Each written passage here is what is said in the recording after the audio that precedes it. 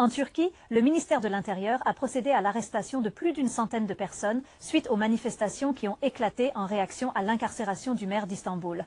Ce matin, au cours de perquisitions, 10 journalistes et plusieurs politiciens de gauche ont été appréhendés par les autorités. Le dimanche, la police a de nouveau eu des affrontements avec des manifestants alors que des centaines de milliers de personnes ignoraient l'interdiction de se rassembler pour soutenir le maire accusé de corruption. Les manifestations à Ankara et Izmir ont été interrompues par des gaz lacrymogènes et des canons à eau. Ekrem İmamoğlu est décrit comme étant victime d'une exécution politique sans procès durant son emprisonnement. Il est vu comme le candidat le plus probable pour défier le président Erdogan lors des élections générales. L'agence de presse AFP rapporte également que le parti d'opposition de Turquie a confirmé qu'il le présente comme leur candidat aux prochaines élections présidentielles. Parlons à Mark Llewellyn, notre correspondant à Istanbul. Mark, c'est un point essentiel que nous devons discuter. C'est une situation incroyable et nous avons vu ces chiffres d'arrestation. Des journalistes ont aussi été arrêtés. Tenez-nous au courant. Oui, effectivement, on constate une répression croissante, chère Gita. Mais il y a aussi un mouvement de protestation de plus en plus fort dans la rue, avec des gens qui estiment que l'arrestation d'Ekrem İmamoğlu pour corruption et pot de vin est complètement motivée par des raisons politiques. Il a été détenu seulement 4 jours avant sa sélection officielle en tant que candidat du parti d'opposition CHP pour les élections présidentielles contre Erdogan.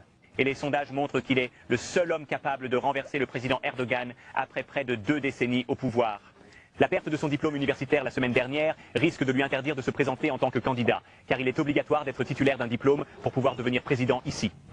Puis il a été arrêté, et hier, dimanche, il a été formellement arrêté pour des accusations de corruption et de pot de vin et maintenu en détention préventive. Détention. Et la réponse à tout cela est un mouvement de rue croissant dans ce pays, comme nous n'en avons pas vu depuis plus d'une décennie.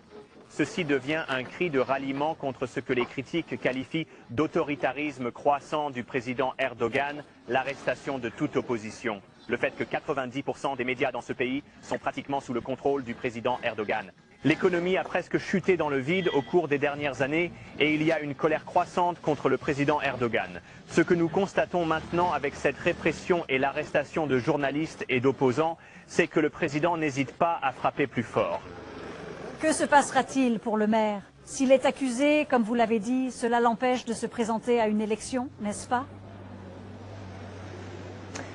Il a fait appel de ces accusations et le président du CHP, le parti d'opposition, a affirmé qu'Ekrem İmamoğlu se dirige vers la prison, mais il va aussi vers la présidence.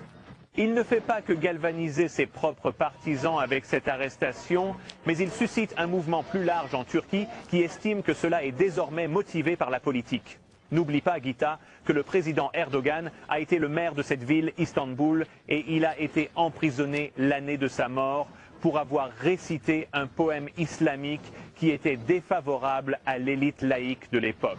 Cela a renforcé sa popularité de manière significative, au point que de nombreuses personnes considèrent Ekrem İmamoğlu comme un prolongement d'Erdogan. Il est plus jeune, charismatique et a été maire de cette ville. Le président Erdogan a dit autrefois que celui qui gagne Istanbul gagne la Turquie. İmamoğlu a remporté Istanbul 3 fois et beaucoup croient qu'il finira par gagner la Turquie. Comment il y parviendra? S'il mène une élection depuis une cellule de prison, personne n'en est vraiment certain. Mais ce mouvement de rue ne fera que croître. Et avec lui, je pense, la répression d'Erdogan et du gouvernement. Mark Llewellyn, un événement extraordinaire, monsieur. Merci d'être avec nous. Nous reviendrons vers vous, bien sûr, au cours des prochaines heures à ce sujet.